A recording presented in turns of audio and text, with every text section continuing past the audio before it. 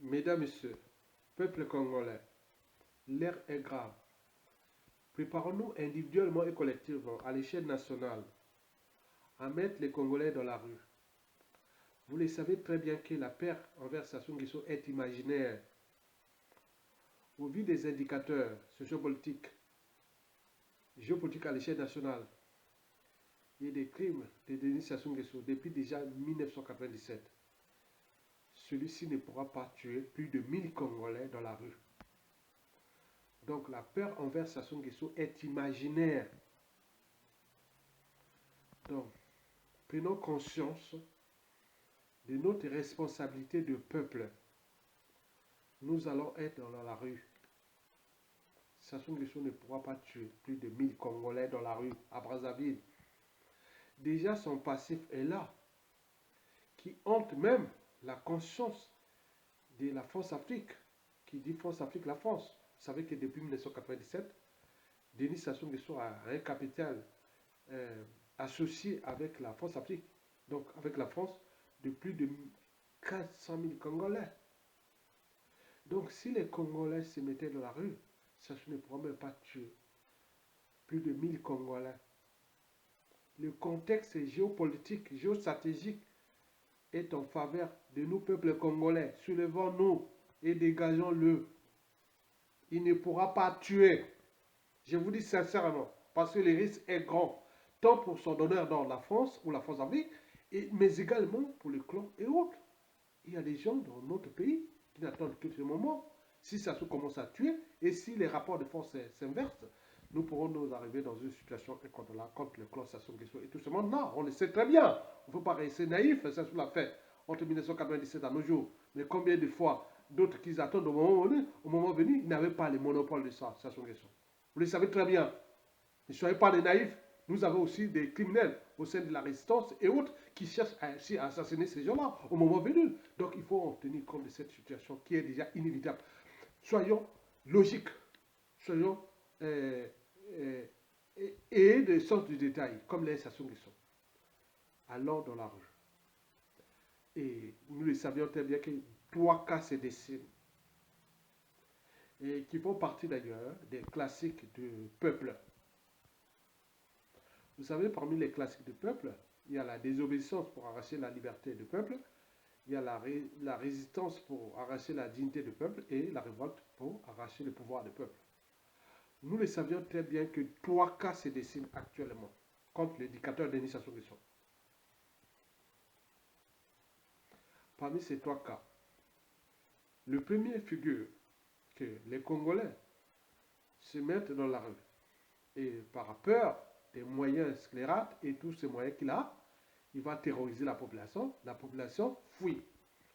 Il peut y avoir des blessés, quelques morts d'hommes, mais le pénalty sera déjà tiré. Donc on sait bien que c'est possible.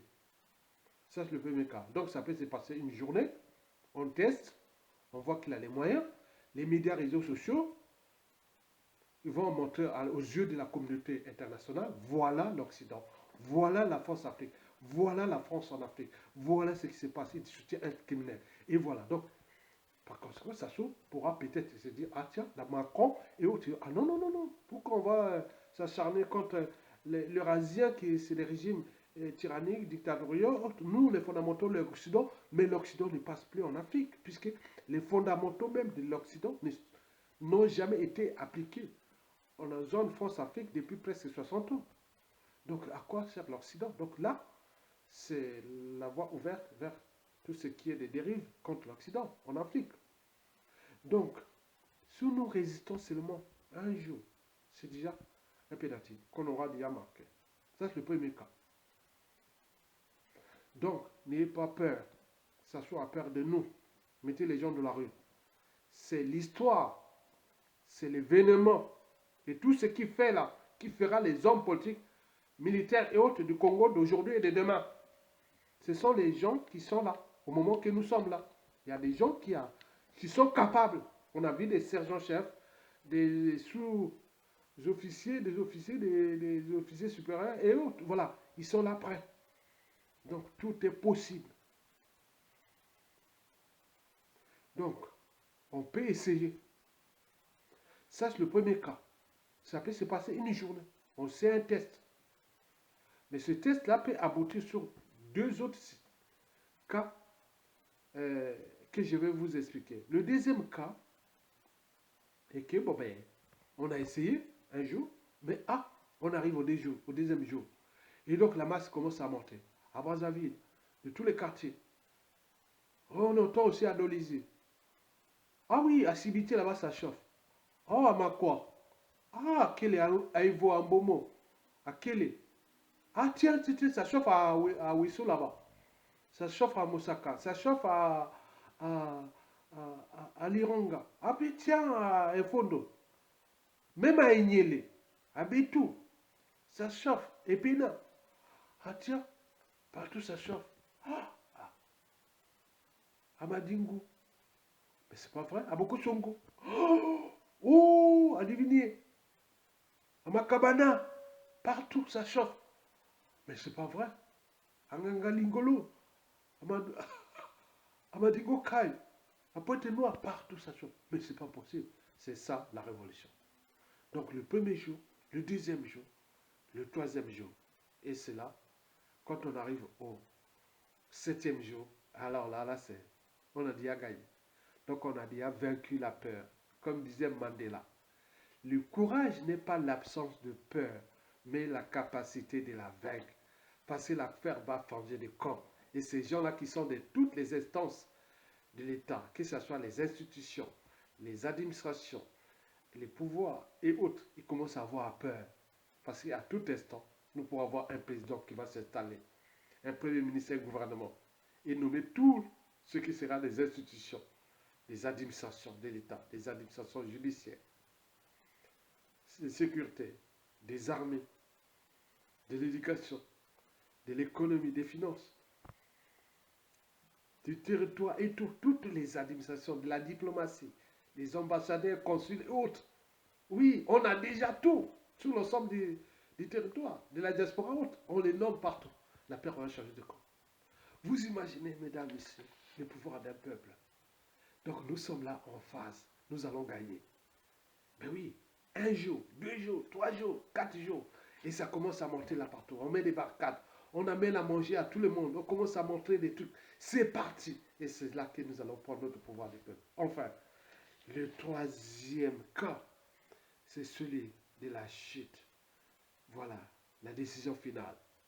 Et là, on a franchi déjà 2, 3, 4, 5 jours. On peut aller jusqu'à 1 mois, 2 mois, 3 mois, 1 an, jusqu'à la chute des stations. On n'a pas de négociations. Vous aurez des imposteurs. Vous aurez des gens qui seront des négociateurs. Et autres. Écoutez seulement les négociateurs. Mais ne vous fiez pas. Il faut savoir là où viennent les rapports de force de ces négociants. Vous venez du peuple ou voilà. Donc vous allez voir les hommes très importants. On va dire, ah oui, on va entendre de la diaspora. Qui est qui? Est-ce qu'à la diaspora? Est-ce qu'au pays, au niveau militaire? Donc méfiez-vous des apparences. Donc il peut arriver des situations complexes. Donc il faut déjà se préparer à ça. Ne pas se faire avoir. Parce qu'il y a des imposteurs qui vont venir là. Mais dans la situation géopolitique du pays, nord-sud, et du passif de Sassou Nguesso, mais aussi de la France-Afrique et de la convergence des luttes, je pense que Sassou Nguesso et la France-Afrique n'ont plus de marge de manœuvre. Donc il faut aller du côté de la dynamique du peuple. Sinon, c'est elle qui va perdre. C'est tout simplement ça. Donc prenons conscience du danger. Donc nous avons ce danger-là qui nous guette, mais l'espoir. Mais ce qui fait que le combat là contre Sassou Nguesso, en juillet 2022, devient rude et passionnant. Parce qu'il a les moyens de l'État, les moyens des renseignements intérieurs et extérieurs, des nervis et tout ce qui est là, il peut fracasser tout le monde partout. Sassou est puissant parce qu'il a les moyens de l'État. Il peut faire tout ce qu'il veut aujourd'hui.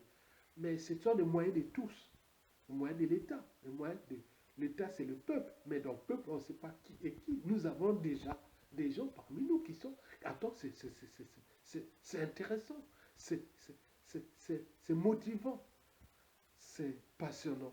La suite des saisons qui s'annonce. Oh mon Dieu, peuple. J'aimerais vivre cette suite-là. Du plus grand dictateur France-Afrique encore en activité, du plus grand criminel d'Afrique encore en activité. Et le monde entier vient le voir. Et il se dit, ah tiens, parfois moi-même, en tant qu'intellectuel, Congolais, citoyens et autres.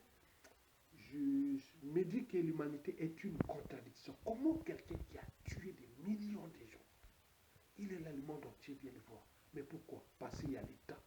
Il faut le ravir, le retirer ce pouvoir de l'État, Sassou est fini. Donc si vous les laissez là, c'est l'énergie qui nourrit Sassou Nguesso pour nous mater, pour nous piétiner, pour fracasser ce pays, c'est l'État. Donc retirons-lui les moyens de cet État, de l'État. Et ces moyens, on peut les retirer par deux pouvoirs qui sont synergiques, le peuple et les armées. Soit le peuple prend ses responsabilités, les armées l'accompagnent, soit les armées prennent leurs responsabilités, le peuple l'accompagne, et mais la suite, il faut apprendre beaucoup de réserves et beaucoup de stratégies parce que ça peut se retourner d'un côté comme de l'autre. Mais au vu de la réalité que je connais de mon pays, il est certain que le régime de Sassou Nguesso est fini. Donc allons tout droit vers la chute, vers la convergence des luttes, qu'ils envoient leurs imposteurs, leurs collaborateurs, leurs ceci, mais tout est fait, ce n'est pas dans l'ombre, mais ces gens-là vont payer un autre la chute de Sassou Nguesso. Donc vous savez, à la fin de la Seconde Guerre mondiale, et surtout du nazisme, ceux qui avaient suivi la cour des rois, ou du tyran, ou autre d'Adolf Hitler en 1944, on voit bien ce que leur vie serait devenue. Donc ils ont perdu beaucoup de choses. Donc il y a des gens qui sont aujourd'hui, qui vont encore dans la cour des rois, la cour du roi Sassou Nguesso, les criminels assassins, l'étranger, qui est là, qui est venu prendre le Congo là comme son butin de guerre, et qui l'a massacré, piétiné, humilié, autres. Même les Ouest africains, bon, je ne suis pas contre les Ouest africains. Oui, ça veut dire qu'il y a ton nationaliste. Non, je ne suis pas nationaliste. Je suis qu'un esprit de citoyen congolais. Je défends la cause congolaise. S'il s'agit de l'Afrique centrale, je défends les Bantous. S'il s'agit des Africains, je défends les Africains. S'il s'agit de l'humanité, je défends l'humanité. S'il s'agit de la civilisation, je défends. Donc moi, je suis un esprit dégagé. Je ne suis pas engagé, je suis dégagé. Parce que je défends plusieurs causes. Sur des fonds de chair qui peuvent être individuelles, locales, régionales, nationales, sous-régionales à l'échelle africaine, continentale à l'échelle africaine ou planétaire.